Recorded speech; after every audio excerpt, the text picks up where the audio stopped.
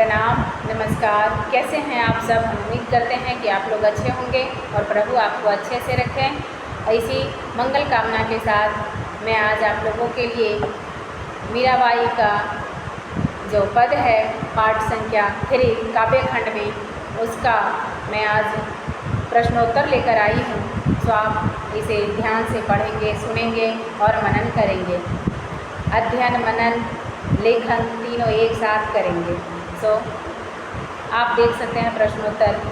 सबसे पहले है सप्रसंग व्याख्या। व्याख्या करना है पंक्तियों को, जो महत्वपूर्ण पंक्तियां हैं उनका व्याख्या देखेंगे। तो महत्वपूर्ण पंक्ति जो सबसे पहले है वो है, जो तुम तोरो पिया कौन संग जोड़ें, डैश डैश कौन संग जोड़े। इसका सप्रसंग व्याख्या करना है, उसका व्याख्या में होगा। प्रस्तुत पंक्तियाँ राजस्थान कोकिला मीरा द्वारा रचित है। इन पंक्तियों में मीरा कहती हैं कि हे कृष्ण, तुम मेरे प्रियतम हो, मैं तुमसे प्रेम करती हूँ, तुम मेरा अधिकार नहीं है, अतः तुम चाहो तो मुझसे अपनी प्रीति तोड़ सकते हो, लेकिन मैं तुमसे प्रीत नहीं तोड़ूंगी। अगर तुम प्रीत तोड़ भी लो तो मैं जोड़ूंगी किससे, अर्थात तुम्हारे सिवा मेरा कोई नहीं है, अतः तुम करो या ना करो मगर मैं तुमसे प्रीति ही करूँगी, क्योंकि तुम्हारे सिवा मेरा दूसरा कोई नहीं है जिससे मैं प्रेम कर सकूँ। मीरा ने अलग भी कहा है कि मेरो तो गिरधर गोपाल दूसरा न कोई। अतः ये पंक्तियाँ कृष्ण के प्रति मीरा के अनन्य प्रेम को व्यक्त करती हैं। आगे दूसरा व्याख्या पंक्ति है, तुम भय तरुवर खाली स्थान, हम है सुहागा। इसका सप्रसंग व्याख्या करना है। तो उत्तर इसका होगा, प्रस्तुत पंक्तियों में मीरा श्री कृष्ण से कहती है कि अनन्य प्रीति का निवेदन करती हैं। हे कृष्ण, तुम तरुवर हो, मैं उस पर आश्रय पाने वाली चिड़ियाँ, तुम सरोवर हो, मैं उसमें रहने वाली मछलियाँ, और तुमसे अलग होते ही तरफ तरफ कर मर जाऊँगी। तुम पर्वत हो तो मैं उस पर उगने वाली घास, तुम चंद्रमा हो तो मैं चकोर, तुम मोती हो तो मैं धागा, तुम सोना हो तो मैं सुहागा। कहने का तात्पर्य यह है कि उक्त अनेक उदाहरणों के सहारे मीरा ने कृष्ण के साथ अपनी उस भक्ति का परिचय दी है जिसे निर्भरा भक्ति कह सकते हैं। इसमें भक्त भगवान को अपना आधार मानता है, जिसके बिना उसका अस्तित्व ही नहीं होता है। प्रश्न संख्या 3 में सप्रसंग व्याख्या पंक्ति है, मीरा कहे प्रभु डैश मैं दासी, मेरी दासी। उत्तर होगा इसका, इन पंक्तियों में मीरा कहती है कि हे ब्रज में निवास करने वाले प्रभु, तुम मेरे ठाकुर हो, मैं तुम्हारी दासी, अर्थात तुझ में स्वामी सेविका का प्रेम है। इन पंक्तियों में मीरा का अभिप्राय सामान्य दासी कहने से नहीं है। वह बताना चाहती है कि कृष्ण की ऐसी प्रिय पत्नी है जो दासी की तरह संपूर्ण समर्पण भाव से अपने स्वामी की सेवा करती है और उसी को अपना सुख मानती है। तो आगे हम देखेंगे प्रश्न संख्या 4 में, मैं गिरधर के घर जाऊं डैश लुभाऊं। उसका सप्रसंग व्याख्या होगा। प्रस्तुत पंक्तियाँ मीराबाई रचित पद से ली गई है। यहाँ मीरा द्वारा अपने प्रियतम कृष्ण के पास जाने का उल्लेख किया गया है। मीरा कहती है कि कृष्ण मेरे सच्चे प्रियतम हैं, वे अत्यंत सुंदर हैं, उनके रूप माधुरी मोहक है, अतः मैं देखते ही उन पर लुप्त हो जाती हूँ। जिस तरह भ्रमर फूल पर सतत मंडराता रहता है, उसी तरह मैं उनकी रूप माधुरी के सम्मोहन में सतत उन्हीं के समीप रहना और उनकी रूप माधुरी निहारते रहना चाहती हूँ। प्रश्न संख्या 5 है आपका, रैन परे तब ही उठ जाऊं, रिक्त स्थान ताही रिझाऊं। उसका सप्रसंग व्याख्या करना है आपको। उसका सप्रसंग व्याख्या होगा, मीरा द्वारा रचित पद से प्रस्तुत पंक्ति ली गई है। इसमें मैं गिरधर के घर जाऊं पद से गृहीत इन पंक्तियों में यह बताने की चेष्टा की गई है कि वह कृष्ण के सौंदर्य प्रेम की दीवानी है, अतः एक पल भी अलग रहना उसे स्वीकार नहीं है।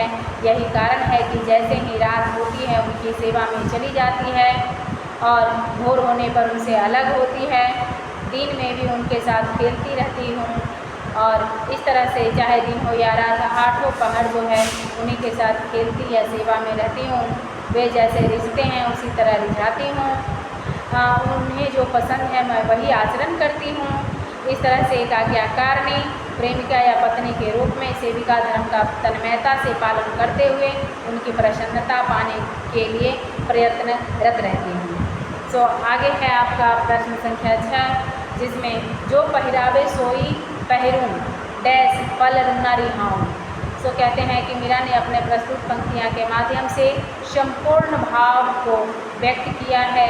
वह पूरी तरह अनुरूपता सेवा प्रायण दासी है। वह पति रूप में श्री कृष्ण को चाहती है और उसमें पाने की नहीं देने की लालसा है। वह पति श्री कृष्ण से कोई अपेक्षा नहीं करती है, उसमें पाने की नहीं देने की लालसा है। वह आदर्श सेविका की तरह कहती है कि जो पहनावेंगे वही पहनेंगे, जो पहनाते हैं वही मैं पहनती हूँ, जो देते हैं वही मैं खाती हूँ। मेरी उनसे प्रीति पुरानी है, मैं उनसे अलग एक पल भी नहीं रह सकती हूँ। मीरा के इस कथन से यह स्पष्ट है कि मीरा ने भक्त होने के बाद अपने समस्त राजकीय संस्कारों का त्याग कर दिया था। खाने पहनने की रुचि भूलकर जो मिलता था वही प्रभु प्रसाद समझकर खा लेती थी, जो वस्त्र मिल जाता था वही प्रभु का प्रसाद समझकर पहन लेती थी, तन ढक लेती थी। इसके बाद है आपका 7वां प्रश्न संख्या 7, जिसका प्रश्न है जहाँ बैठा वही तहीं बैठूं डैश बार बार बलि जाऊं। इसका उत्तर होगा अपने पद की प्रस्तुत पंक्तियाँ में मीराबाई ने कृष्ण के प्रति अपना समर्पण भाव व्यक्त किया है।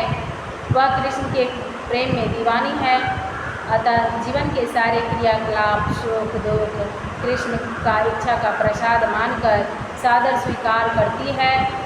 वह कृष्ण को अपना नियामक और प्रेरक मानती है और कहती है कि वे जहाँ बैठाते हैं मैं वहीं बैठती हूँ। यदि वे मुझे बेच दें तो खुशी के लिए मैं सहर्ष बिक जाऊँगी।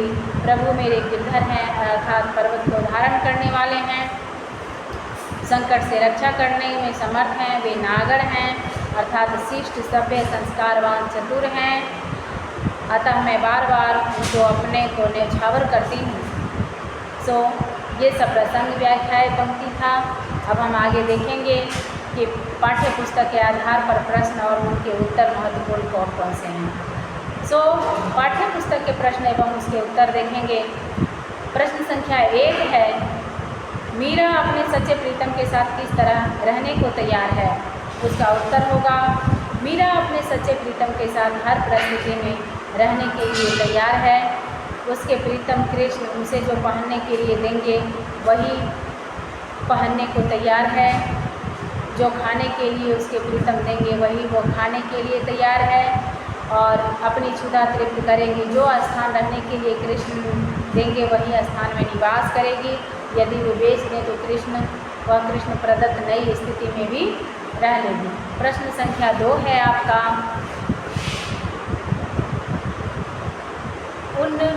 मेरी उनकी प्रीत पुरानी उन बिन पल न रहाऊं आस्य स्पष्ट करना है। तो प्रस्तुत पद शगुन भक्ति धारा के कृष्णोपासक कवयित्री मीराबाई द्वारा रचित है। कृष्ण के प्रति मीरा का एक निष्ठ अटूट समर्पण और उत्तरोत्तर अति वेग से उमड़ते भावों से परिपूर्ण है।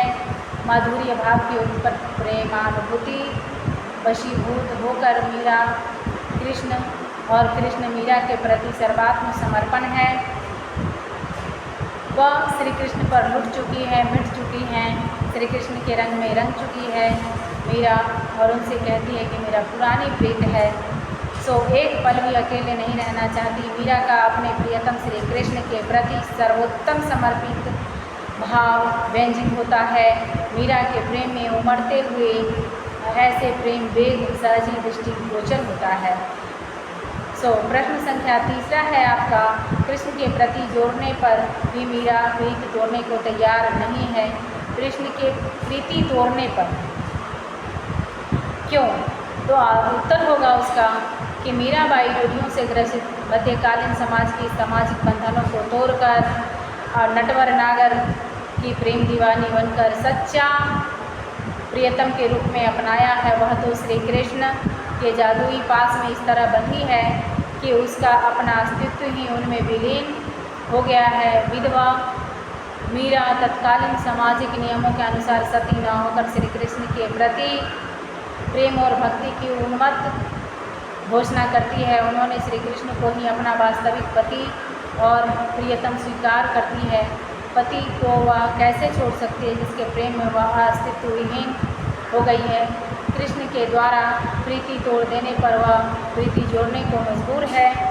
वह श्री कृष्ण के संग तरवर और पक्षी, सरवर, मछली, गिरवर और चारा, चंदा और चकोड़ा, मोती और धागा तथा सोना और सुहागा के समान रहना चाहती है। वस्तुतः मीरा का किसी भी परिस्थिति में प्रीत नहीं तोड़ने की जादुई भाषा में जादुई पास में बंध चुकी है। प्रश्न संख्या 4 है आपका, मीरा ने श्री कृष्ण के लिए कौन कौन सी उपमाएँ दी वे कृष्ण की तुलना में स्वयं को किस रूप में प्रस्तुत करती हैं? तो आप देख सकते हैं उत्तर होगा उसका, मीरा ने श्री कृष्ण के लिए निम्न उपमानों का प्रयोग किया है, जैसे तरुवर मतलब पेड़, शरवर सरोवर, गिरिवर हिमालय पर्वत, चंदा चंद्रमा, मोती और धागा। मीरा ने श्री कृष्ण की तुलना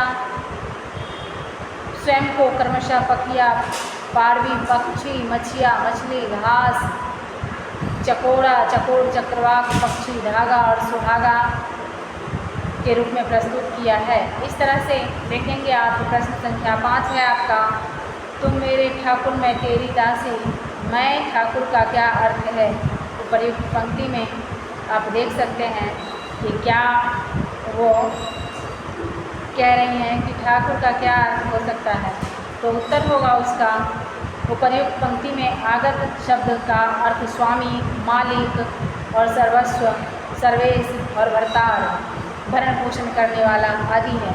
प्रश्न संख्या 6 है आपका, पठित पद के आधार पर मीरा की भक्ति भावना का परिचय अपने शब्दों में दीजिए। उसका उत्तर होगा, कृष्ण भक्त कवियों में मीराबाई का नाम स्वर्ण अक्षरों में भक्ति शिखर पर अंकित है। मीरा की भक्ति माधुर्य भाव की कृष्ण की भक्ति है। इस भक्ति में विनय भावना, समर्पण भावना, वैष्णवी प्रीत, अविधा भक्ति के सभी रंग शामिल हैं। कृष्ण प्रेम में अस्तित्व विहीन मीरा तरवर और पक्षी, सरोवर में मछली, गिरिवर पड़ता चारा, चंदा के साथ चकोर, मोती, धागा और सोना के लिए सुहागा के रूप में रहना चाहती है। तमाम तरह के लोक मर्यादा को छोड़कर श्री कृष्ण को पति मानकर कहती है, तुम मेरे ठाकुर मैं तेरी दासी। मीरा ने आंसुओं से जल से जो प्रेम बेल बोई थी वह फल गई है, उसमें आनंद फल लग गए हैं और जल और सौंदर्य प्रेम के जादुई पास में पूर्णतः वह बन चुकी है। वह हर पल अब कृष्ण को एन केन प्रकारेण रिझाना चाहती है। वह कहती है, रेणु दीन बा संग खेलूं, ज्यों त्यों ताहि रिझाऊं। मीरा के पद की कड़ियाँ समर्पण भाव से ओतप्रोत है। इस समर्पण में प्रेमानुवाद के रूप में वह प्रकट होती हैं। उनका उन्माद और तल्लीनता आत्मसमर्पण की स्थिति में पहुंच गया है। मीरा के प्रभु गिरधर नागर बार बार बलि जाऊं। मीरा की भक्ति में उदामता है पर अंधता नहीं। उनकी भक्ति के पद आंतरिक गूढ़ भावों से स्पष्ट चित्र हैं। मीरा के पदों में श्रृंगार रस का संयोग और वियोग दोनों पक्षों का पाया जाता है। दोनों पक्ष पाए जाते हैं, पर उनमें भी प्रलंब श्रृंगार की प्रधानता है। उन्होंने शांत रस के भी पद रचे हैं। मीरा की भक्ति के सरस सागर से कोई था नहीं है। जहाँ जब चाहो गोते लगाओ, इसमें रहस्य साधना भी समाई हुई है। संतों के सहज योग को मीरा ने अपनी भक्ति की सहयोगी बना लिया था। प्रश्न संख्या 7 है आपका, गिरधर महारो साचो प्रीतम सांचों का विशेषण का प्रयोग क्यों लिया था? उसका उत्तर होगा श्री कृष्ण भक्त कवयित्री मीराबाई उनकी उपासना प्रियतम पति के रूप में करती है। यह रूप अत्यंत मनोहारी है। उन्होंने श्री कृष्ण को ही अपना वास्तविक पति और सच्चा प्रियतम माना है। गिरिधर महारो साचो प्रीतम। युवावस्था में विधवा मीरा ने वैधव्यता को, जो उनकी नज़र में संसारिक और झूठा था, बताकर उन्हें कोशम अजर अमर स्वामी श्री कृष्ण के चरणों में समर्पित कर दिया। अर्थात सांचो विशेषण मीरा के कृष्ण के लिए एक निष्ठ अटूट समर्पण की प्रकाष्ठा है। प्रश्न संख्या 8 है, मीरा की भक्ति अलौकिक प्रेम का ही विकसित रूप प्रतीत होता है। कैसे? यह दोनों पदों के आधार पर स्पष्ट करें। आप देखेंगे प्रेम के 2 स्वरूप होते हैं। उत्तर होगा उसका कि प्रेम के 2 स्वरूप हैं, जागतिक और या सांसारिक प्रेम और ऐश्वर्य या आध्यात्मिक प्रेम। किसी शायर ने कहा है, हकीकी इश्क से पहले मिजाजी इश्क होता है, अर्थात ईश्वर से प्रेम करने या होने से पूर्व सांसारिक प्रेम होता है। जो अपने रक्त संबंधियों से, अपने परिवेश से प्रेम नहीं कर पाएगा, वह ईश्वर से खाक प्रेम करेगा। आगे आप देख सकते हैं, इसका उत्तर होगा कि मीरा कृष्ण को पिया संबोधन देती है। पिया अर्थात पति। भारतीय समाज में पति पत्नी के संबंध को अत्यंत आदरणीय सम्मानित स्थान प्राप्त है। विशेषकर हिंदू समाज में, जहां हर विषम परिस्थिति में यह दाम्पत्य बंधन अटूट बना रहता है। पति पत्नी एक दूसरे के व्यक्तित्व के पूरक होते हैं, एक दूसरे पर आश्रित होते हैं। मीरा का श्री कृष्ण के प्रति प्रेम निवेदन में एक पत्नी के प्रणय निवेदन की तरह ही है। अंतर सिर्फ इतना भर है कि कृष्ण जहाँ अलौकिक ब्रह्म स्वरूप हैं, जैसे एक पतिव्रता हर परिस्थिति में सुख दुख में पति के प्रति एक निष्ठ बनी रहती है, संतुष्ट होती है, मीरा भी श्री कृष्ण के प्रति ऐसी ही भावना व्यक्त करती है। अतः यह कहना ठीक ही है कि मीरा की भक्ति अलौकिक प्रेम का विकसित रूप है। अब हम प्रस्तुत पद में, मीराबाई रचित पद में भाषा की बात करते हैं। तो भाषा की बात में प्रश्न संख्या 1 है आपका, मैं महारो उन आदि सर्वनाम है। दिए गए पदों से सर्वनामों को चुनकर लिखना है। तो लिखना है कि मीराबाई राजस्थान की थी, उनकी रचनाओं में राजस्थानी बोली के शब्द आए हैं। सर्वनाम भी राजस्थानी बोली के ही प्रयोग में लाए गए हैं। जैसे मैं, उन, तितही, ताही। मैं, उन मतलब उसका, उसके, तितही वही, ताही उसको, महारो मेरा, तो सो तुमसे, बात उसके, सोई वही। प्रश्न संख्या 2 है आपका, प्रथम पद में मीरा ने श्री कृष्ण और अपने लिए कुछ उपमान या अप्रस्तुत दिए हैं, उन्हें अलग अलग लिखें। तो लिखेंगे आप, उत्तर होगा इसका श्री कृष्ण के लिए उपमान तरुवर, सरवर, गिरिवर, चंदा, मोती और सोना, ठाकुर। मीरा के लिए है पंखिया, मछिया, चारा, चकोरा, धागा, सुहागा, दासी। प्रश्न संख्या 3 है आपका, मीरा के इन पदों में भक्ति रस है। भक्ति रस का अस्थायी भाव ईश्वर विषयक रति है। अन्य रसों की सूची उनके अस्थायी भावों में साथ बनाएं। तो उत्तर होगा उसका रसों वैसा, अर्थात रस ही ब्रह्मा है। रसों की संख्या भिन्न आचार्यों ने 8, 9 और 11 निर्धारित की है। अस्थायी भाव से इन रसों की सूची निम्नवत है, जिसको हम देख सकते हैं। श्रृंगार रस, संयोग रस। तो श्रृंगार रस में श्रृंगार रस, हास्य रस, करुण रस, अद्भुत रस, रौद्र रस और भयानक रस, विभत्स रस, शांत रस, वात्सल्य रस और भक्ति रस और आश्चर्य रस। इसमें संयोग, इसमें रति, वियोग, हास्य, शोक, उत्साह और क्रोध, भय, जुगुप्सा, निर्वेद, वात्सल्यता, भक्ति, आश्चर्य, ये सब अस्थायी भाव हैं। आप इसको देख सकते हैं कि हास्य रस का हास अस्थायी भाव है, करुण रस का शोक अस्थायी भाव है और अद्भुत रस का उत्साह अस्थायी भाव है, रौद्र रस का क्रोध अस्थायी भाव है, भयानक रस का भय अस्थायी भाव है, विभत्स रस का जुगुप्सा अस्थायी भाव है, शांत रस का निर्वेद अस्थायी भाव है, वात्सल्य रस वात्सल्यता अस्थायी भाव है, विभक्ति रस का भक्ति अस्थायी भाव है, आश्चर्य रस का आश्चर्य अस्थायी भाव है। इस तरह से प्रश्न संख्या 4 देखेंगे आप। निम्नलिखित शब्दों के पर्यायवाची शब्द को लिखना है। रात, दिन, प्रभु, तरु, तालाब, चंद्रमा, सोना। रात का क्या होगा पर्यायवाची? तो निशा होगा, रजनी होगा, रात्रि होगा। इसके बाद दिन है तो दीवा होगा, दिवस होगा। इसके बाद प्रभु है तो स्वामी होगा, ठाकुर होगा, मालिक होगा। और तरु है तो तरु का वृक्ष होगा, पेड़ होगा, तराग होगा। और चंद्रमा का चंद्र निशापति, रजनीपति, निशाकर और चांद होगा। सोना का कनक, स्वर्ण, सुवर्ण, हेम और हिरण्य होगा। इस तरह से आप देखेंगे कि मीरा की भाषा ब्रज मिश्रित राजस्थानी है। ये दोनों हिंदी क्षेत्र की उपभाषाएं हैं। बिहार प्रदेश में कितनी उपभाषाएं बोली जाती हैं उनकी सूची क्षेत्रवार बनाइए। तो बिहार प्रांत में देखिए उसका उत्तर होगा कि बिहार प्रांत में निम्नलिखित उपभाषाएं बोली जाती हैं, जिसके नाम आगे उनका क्षेत्र उल्लेखित है। भोजपुरी, छपरा, सिवान, गोपालगंज, पश्चिमी चंपारण, आरा, भोजपुर, रोहतास, कैमूर में भोजपुरी बोली जाती है। मैथिली, पूर्वी चंपारण, मुजफ्फरपुर, दरभंगा, सीतामढ़ी, समस्तीपुर, मधुबनी, पूर्णिया, अररिया, कटिहार, सहरसा, मधेपुरा, सुपौल में मैथिली बोली जाती है। मगही, पटना, गया, चतरा, औरंगाबाद में मगही बोली जाती है। अंगिका, भागलपुर, पूर्णिया का कुछ भाग, नवगछिया। बज्जिका, वैशाली और पूर्वी चंपारण का कुछ भाग में बोला जाता है। इस तरह से ये भाषा की बात थी। अब अन्य लघु उत्तरीय प्रश्न है जिसको भी आप देख सकते हैं। मीरा के कृष्ण के प्रश्न संख्या 1 है।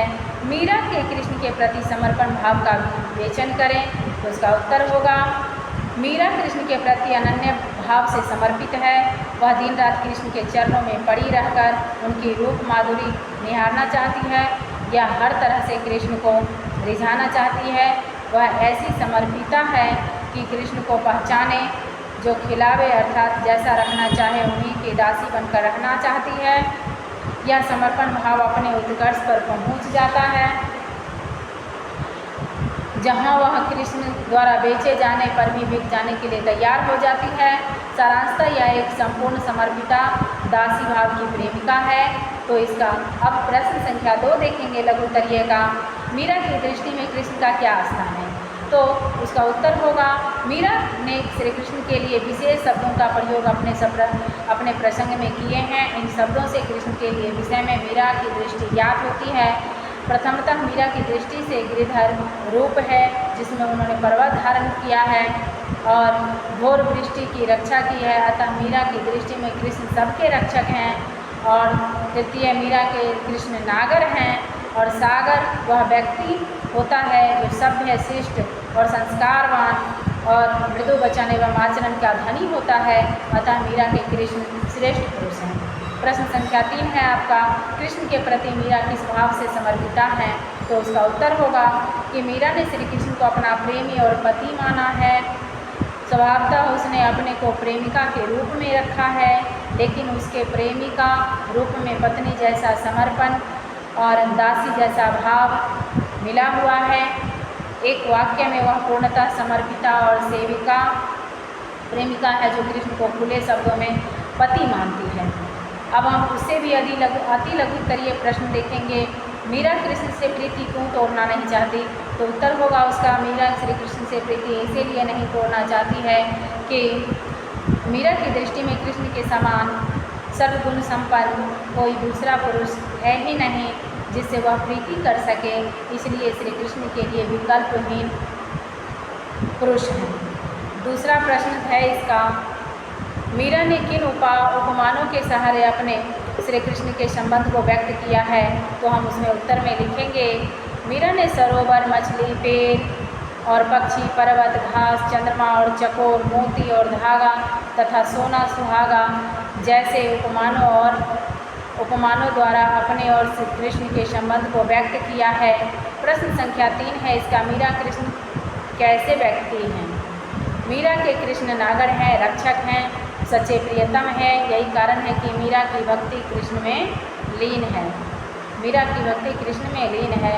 प्रश्न संख्या 4 होगा, मीराबाई किस प्रकार की कवयित्री है? तो उत्तर में होगा मीराबाई कृष्ण भक्ति वाली कवयित्री है। प्रश्न संख्या 5 है, मीराबाई के प्रथम पद में किसकी व्यंजना हुई है? तो उत्तर होगा उसका मीराबाई के प्रथम पद में एकांतिक प्रेम और समर्पण भाव दोनों की अभिव्यंजना हुई है। प्रश्न संख्या 6 है आपका, कृष्ण के प्रति मीरा की समर्पण भाव किस पद में दिखाई देती है? इसका उत्तर होगा श्री कृष्ण के प्रति मीराबाई की समर्पण भावना द्वितीय पद में दिखाई देती है। अब है वस्तुनिष्ठ प्रश्न बहुवैकल्पिक प्रश्नोत्तर।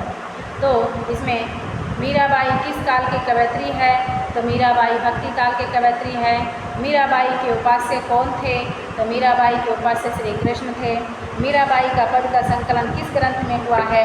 तो उत्तर होगा मीराबाई का पद का संकलन प्रेम वाणी में हुआ है। मीरा के प्रथम पद से किसका वर्णन है? तो मीरा के प्रथम पद में एकांतिक प्रेम का वर्णन है। दूसरे पद में मीरा के किस रूप की व्यंजना हुई है? तो दूसरे पद में मीरा के कृष्ण के प्रति समर्पण की व्यंजना हुई है। रिक्त स्थान की पूर्ति करना है आपको। इसमें है मीरा डैश भक्ति धारा के प्रतिनिधि कवयित्री के रूप में जानी जाती है। तो मीरा जो है सगुण भक्ति धारा की प्रतिनिधि कवयित्री के रूप में जानी जाती है। मीरा की तुलना भारतीय साहित्य में तमिल वैष्णव भक्त कवयित्री डैश से की जाती है। तो उत्तर होगा उसका मीरा की तुलना भारतीय साहित्य में तमिल के वैष्णव भक्ति कवयित्री गोदा से की जाती है, मतलब आंडाल से की जाती है। प्रश्न संख्या 3 है, पहले पद में मीरा का प्रियतम श्री कृष्ण के प्रति बेपरवाह एक डैश व्यंजित है। तो बेपरवाह एकांतिक प्रेम व्यंजित है। बेपरवाह एकांतिक प्रेम व्यंजित है। प्रश्न संख्या 4 है कि तुम भय डैश मैं तेरी मछिया। तो तुम भय सरवर मैं तेरी मछिया। सरवर इसका उत्तर होगा। तुम मेरे ठाकुर मैं तेरी डैश। तो तुम मेरे ठाकुर मैं तेरी दासी, इसका उत्तर होगा। बहुत बहुत धन्यवाद आप सबको। आप लोग पढ़ते रहिए, मनन कीजिए, अध्ययन कीजिए, लेखन कीजिए और अपने सपनों को साकार कीजिए। बहुत बहुत धन्यवाद। नमस्कार, प्रणाम, शुभ प्रभात। आपका दिन मंगलमय हो, आपके सपने पूरे हों। इसी मंगल के साथ मैं अपनी वाणी को विराम देती हूँ। बहुत बहुत धन्यवाद।